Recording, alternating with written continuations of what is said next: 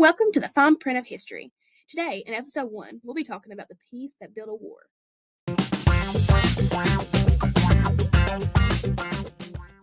Okay, I have a genuine question. If World War I was called the war to end all wars, why were we back in another world war like 20 years later? Right? I mean, that name did not age well. Well, to be fair, in 1918, it probably didn't sound ironic. It sounded hopeful. Yeah, on November 11th, 1918, they finally stopped fighting. After 4 years of trench warfare, chemical weapons, millions dead, of course people were celebrating. Right.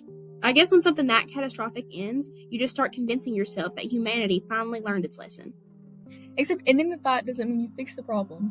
Yeah, that's the part people skip.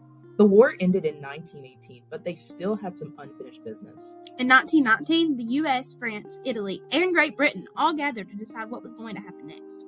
Yeah, when Germany walked through the door, they were handed the terms, which just set the whole tone for the whole meeting. So here's what the Treaty of Versailles actually says. Article 231, the War Clause. It says that Germany has to accept that it's their fault, which damaged their pride. That clause justified reparations when Germany was at its lowest. From France's perspective, that's protection. They've been invaded twice. They didn't want Germany strong again. But from Germany's perspective, that's humiliation. And humiliation mixed with economic pressure, that's unstable. In the early 1920s, hyperinflation hits hard. The German mark basically becomes worthless, and on top of that, their people start losing their life savings. I read that some people carried stacks of money just to buy bread. Exactly. So now let's answer the why. Why does this matter? Because instability creates resentment. And resentment creates openings for extremist politics. So are we saying the treaty directly caused World War II? I mean, not directly. But it absolutely created the conditions. Okay, but here's what complicates it. Woodrow Wilson wasn't just pushing punishment. He had the 14 points. And the League of Nations. That was his big idea, an international organization where countries could resolve conflicts peacefully instead of going straight to war. So, in theory, the treaty punishes Germany, but the League is supposed to prevent future wars. Except the United States never actually joins it. Wait, I still don't understand that part. Why propose it and then not join?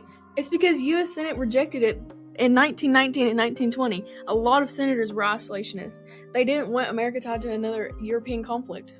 So the League starts off weakened, and then one of the strongest world powers isn't even in it. And this is where things get a little weird.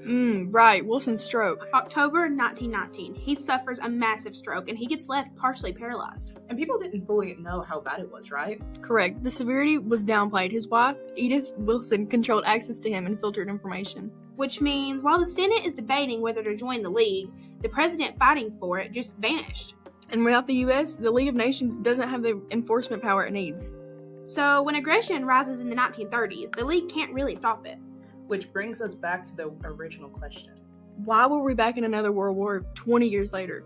Because peace isn't just a war ending. It's about choosing to stand strong even when the odds are stacked against you. Here's the thing. Fate is a slave, but only to the choices we make. And they had yet to set that slave free. And 20 years later, the bill came due. Hold on, back up. What were you saying about the president vanishing? Yeah, he just stopped having public appearances, and it said his wife basically took over the presidency for him. I almost feel sorry for him. Everyone around him just wanted power. Well, I wouldn't say just power. I think his wife had some care for his legacy and his public image. But on the other hand, his advisors feared the news would kill the possibility of a treaty. But more importantly, the U.S. now had very little inside push to join the League. Without the United States, the League lacked authority and power altogether to stand up to the nations seeking war. So, effectively what you're saying is the U.S. trying to keep themselves out of world powers led to another stronger world war? Also, don't forget that with no pressure on the countries to do good, dictators like Adolf Hitler had the opportunity to rise to power, later creating World War II. That's crazy if only this information was known at the time. Well, I know one thing. I'm sure I would be smarter. Don't be overly confident. Who knows what we would do in that situation? Yeah. Well, we'll see you next time for more history with a hint of mystery. Thank you for listening to the Fine Print of History.